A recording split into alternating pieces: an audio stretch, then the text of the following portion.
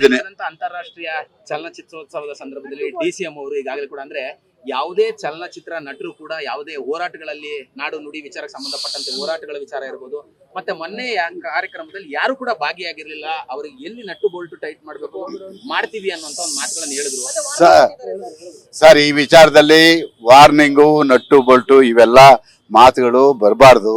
ನಾವ್ ಯಾವತ್ತೂ ಕೂಡ ಚಲನಚಿತ್ರ ನಟರು ಹಲವಾರು ಸಂದರ್ಭದಲ್ಲಿ ಹೋರಾಟವನ್ನು ಮಾಡಿದ್ದಾರೆ. ಅದಕ್ಕೆ ಇವತ್ತು ಕೂಡ ದಾಖಲೆಯಾಗಿ ಯಾವ ಕನ್ನಡಿಗ ಎಲ್ಲಿವರೆಗೆ ಇರ್ತಾನೆ ಅಂತ ಒಂದು ಹೋರಾಟವನ್ನ ರಾಜಕೀಯರು ಗೋಕಾಕ್ ಚಳುವಳಿಯನ್ನ ಮಾಡಿ ಒಂದು ಸರ್ಕಾರವನ್ನ ಬೀಳಿಸುವಂತ ಶಕ್ತಿ ಚಿತ್ರರಂಗಕ್ಕೆ ಇತ್ತು ಅವತ್ತು.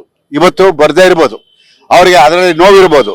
ಇವತ್ತು ನಾವು ಕೂಡ ಎಲ್ಲ ಕಲಾವಿದರು ಯಾರೇ ಆಗಿರ್ಬೋದು, ಈ ನಾಡಿನಲ್ಲಿ ಹುಟ್ಟಿದ ಮೇಲೆ ನಾವೆಲ್ಲರೂ ಕೂಡ ಈ ನಾಡಿಗೆ ಅನ್ಯಾಯವಾದಾಗ, ಭಾಷೆಗೆ ಅನ್ಯಾಯವಾದಾಗ ನಾವೆಲ್ಲರೂ ಕೂಡ ಸ್ಪಂದಿಸಬೇಕಾಗಿರೋದು ನಮ್ಮ ಕರ್ತವ್ಯ. ಅದು ಯಾರೇ ಆಗಿರ್ಲಿ ಆ ಕೆಲಸ ಮಾಡಬೇಕಾಗಿದೆ. ಆದ್ರೆ ಮಾತುಗಳನ್ನ ಆಡುವಂತ ಸಂದರ್ಭದಲ್ಲಿ ಅದು ಅತಿರೇಕಕ್ಕೆ ಹೋಗೋದು ಬೇಡ. ನಿಮ್ಮ ನೋವು ನಮಗೆ ಗೊತ್ತಿದೆ. ಮಹದಾಯಿ ಹೋರಾಟದಲ್ಲಿ ನಾವೆಲ್ಲ ಭಾಗಿಯಾಗಿದ್ದೀವಿ ಅಂದ್ರೆ ಚಿತ್ರರಂಗ ಕಲಾವಿದರು ಬರ್ದೇ ಇರ್ಬೋದು. ನೀವು ಕಲಾವಿದರಿಗೆ ಗೌರವ ಕೊಡೋದಾದ್ರೆ ನಮ್ಮನ್ನೆಲ್ಲ ಯಾಕೆ ನೀವು ಕರೀಬೇಕು? ಹೋರಾಟಗಾರರಿಗೆ ನಮ್ಗೆ ಶಕ್ತಿ ಇಲ್ವಾ? ಇದು ನಮ್ಗೆ ನೋವು. ಹಾಗಾಗಿ ನಿಮ್ಮ ನೋವು ನಮ್ಗೆ ಅರ್ಥ ಆಗ್ತಾ ಇದೆ. ಇದನ್ನ ಎಲ್ಲ ಪಕ್ಷಾತೀತವಾಗಿ ಹೋರಾಟವನ್ನ ಮಾಡಬೇಕು. ನೆಲ ಜಲದ ವಿಷಯ ಬಂದಾಗ ಪಕ್ಷಾತೀತವಾಗಿ ಹೋರಾಟ ಮಾಡಿದ್ರೆ ಅದು ಒಂದು ದೊಡ್ಡ ಗೌರವ ಬರುತ್ತೆ. ಅದನ್ನ ಇವತ್ತು ನಾವೆಲ್ಲರೂ ಮಾಡಬೇಕಾಗಿದೆ. ಆ ಕೆಲಸನ ಇವತ್ತು ಕನ್ನಡ ಪರ ಹೋರಾಟಗಾರರು ನಾವು ಮಾಡ್ತಾ ಇದ್ದೀವಿ.